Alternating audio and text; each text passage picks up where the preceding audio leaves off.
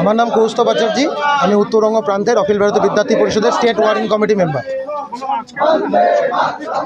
এই যে হাতে হাতে সবুজ চুড়ি পরে আছেন, পরে আমরা নিয়ে আছি এদের। এই যে ক্যামেরা ঘুরালে দেখতে পাবেন যে পুলিশ প্রশাসন দাঁড়িয়ে আছে। এরা অ্যাকচুয়ালি কাপুরুষ, এরা অভদ্র, অসভ্য।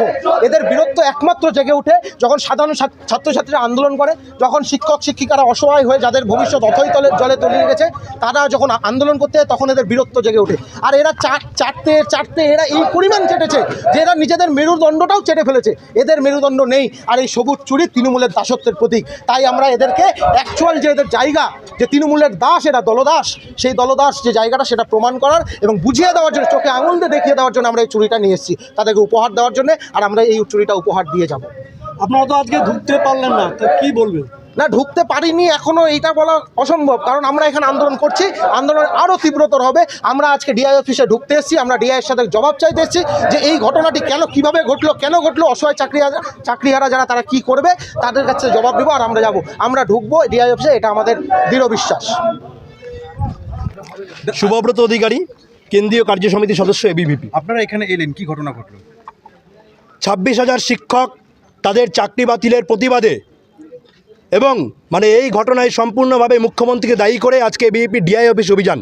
উত্তর দিনাজপুর জেলার ডিআই অফিসে এবিভিপির শান্তিপূর্ণ আন্দোলনে পুলিশের বল প্রয়োগ, পুলিশ এবিভিপি কার্যকর্তাদের আক্রমণ করছে, আমাদেরকে বাধা দান করছে এবং গায়ের জোর প্রদর্শন করছে।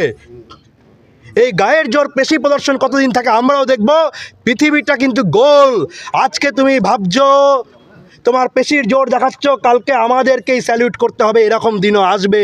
সেটা যেন মাথায় থাকে, কড়ায় গন্ডায় হিসাব হবে।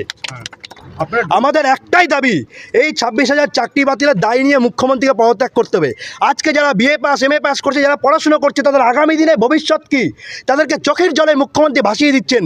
এই পরিস্থিতির একটাই কারণ, একটাই সমাধান, মুখ্যমন্ত্রীর পদত্যাগ। কারণও মুখ্যমন্ত্রী, সমাধান মুখ্যমন্ত্রীর পদত্যাগ। মুখ্যমন্ত্রীর পদত্যাগের দাবিতে আজকে ডিআই অফিস অভিযান। যদি মুখ্যমন্ত্রী পদত্যাগ করেন তাহলে এই সমস্যার সমাধান সম্ভব। ঢুকতে পারলেন ভেতরে? দেখুন না কি হয়। খেলা ভাঙার খেলা তো আমরা খেলবো, আমরা তো বলেছি, আপনারা তো দেখছেন। গত 14 বছর ধরে এই পরিস্থিতির সামনে অভ্যস্ত হয়ে গেছি, আর এই পরিস্থিতিকে চ্যালেঞ্জ করে আমরা লড়াই করছি। গণতান্ত্রিক আন্দোলন।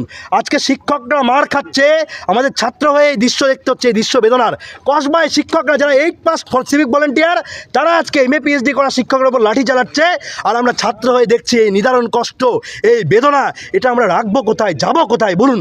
বাঙালি হিসেবে এই যারা পুলিশ আছেন তাদের কি লজ্জা করছে না? আচ্ছা, শিক্ষকদের ওপর লাঠি চালাচ্ছেন। মতভেদ থাকতে পারে, মতান্তর থাকতে পারে, বিরোধিতা থাকতে পারে, ওই শিক্ষকদের ওপর লাঠি চালানো এই সমাজের লজ্জা, এই বাঙালি জাতির লজ্জা। হাতে চুড়ি কেন আপনার হাতে? হাতে চুড়ি তৃণমূলের দলদাসত্বের প্রতীক, পুলিশকে উপহার দিতে। হাতে চুড়ি না, একটু পর হাওয়াই চুটির পূজা হবে, সেটাও দেখতে পাবেন।